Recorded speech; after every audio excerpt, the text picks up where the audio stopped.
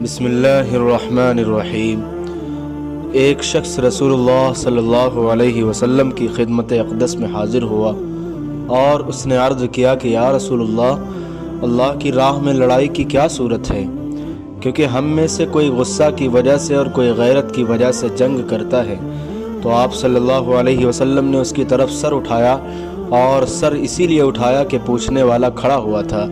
پھر آپ صلی اللہ علیہ وسلم نے فرمایا، جو اللہ کے کلمے کو سربلند کرنے کے لیے لڑے وہ اللہ کی راہ میں لڑتا ہے۔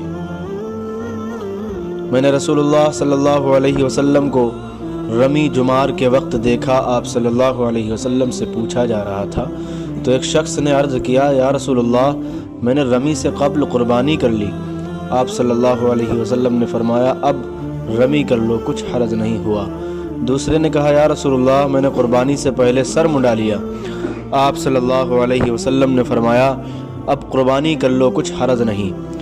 اس وقت جس چیز کے بارے میں جو آگے پیچھے ہو گئی تھی آپ سے پوچھا گیا، آپ صلی اللہ علیہ وسلم نے یہی جواب دیا، اب کر لو، کچھ حرج نہیں۔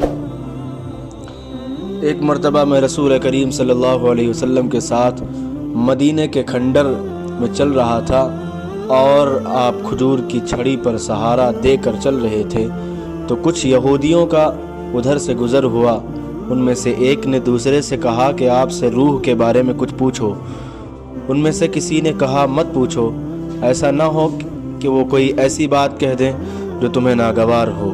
مگر ان میں سے بعض نے کہا کہ ہم ضرور پوچھیں گے۔ پھر ایک شخص نے کھڑے ہو کر کہا، اے ابو القاسم، روح کیا چیز ہے؟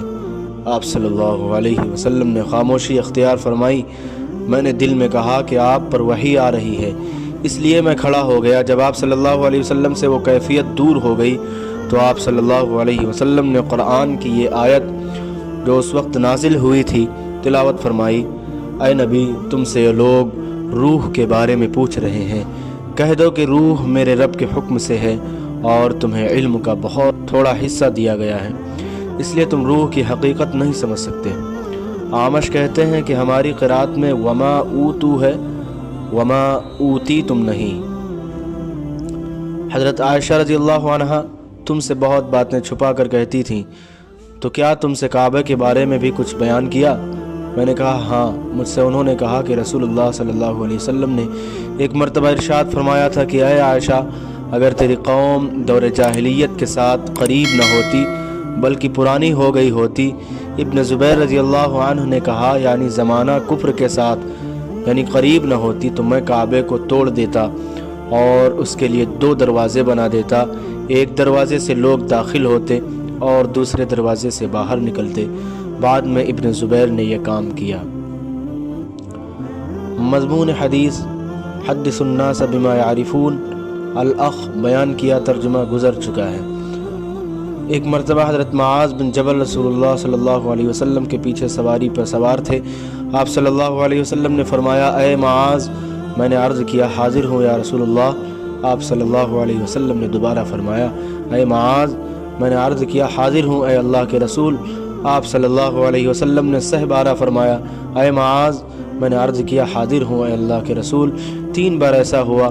اس کے بعد آپ صلی اللہ علیہ وسلم نے فرمایا کہ جو شخص سچے دل سے اس بات کی گواہی دے کہ اللہ کے سوا کوئی معبود نہیں ہے اور محمد صلی اللہ علیہ وسلم اللہ کے سچے رسول ہیں، اللہ تعالیٰ اس کو دوزخ کی آگ پر حرام کر دیتا ہے۔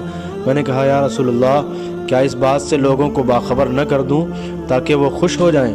آپ صلی اللہ علیہ وسلم نے فرمایا، اگر تم یہ خبر سناؤ گے تو لوگ اس پر بھروسہ کر بیٹھیں گے اور عمل چھوڑ دیں گے۔ حضرت معاذ رضی اللہ عنہ نے انتقال کے وقت یہ حدیث اس خیال سے بیان فرما دی کہ کہیں حدیث رسول چھپانے کے گناہ پر ان سے آخرت میں مواخذہ نہ ہو۔